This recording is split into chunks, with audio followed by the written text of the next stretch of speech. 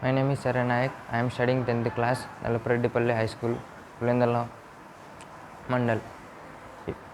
ఇప్పుడు మన ఎక్స్పెరిమెంట్ ఏమిటంటే ఆమ్లాలు క్షారాలు విద్యుత్ వాహకతను ప్రదర్శిస్తాయి అని ప్రయోగపూర్వకంగా వివరించడానికి మేము తయారు చేసిన లో కాస్ట్ వర్కింగ్ మోడల్.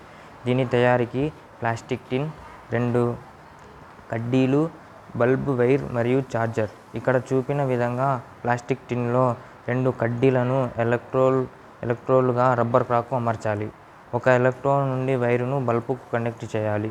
బల్బు నుండి 2వ పిన్కు వైరు కనెక్ట్ చేయాలి. 2వ ఎలక్ట్రోడ్ నుండి వైరును 3వ పిన్కు కనెక్ట్ చేయాలి. ఎలక్ట్రోడ్లు మునిగేంత వరకు నీటిని నింపి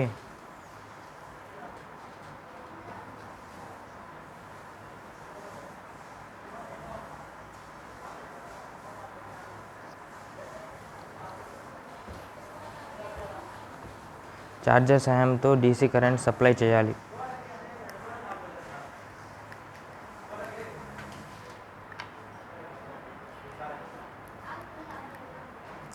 ఇది HCl, హైడ్రోక్లోరిక్ యాసిడ్.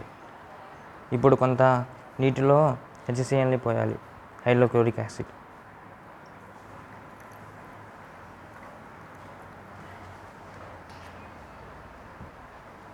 ఇది పొటాషియం హైడ్రాక్సైడ్.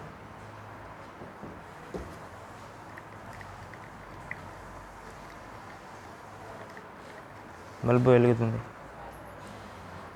ఇది పొటాషియం హైడ్రాక్సైడ్.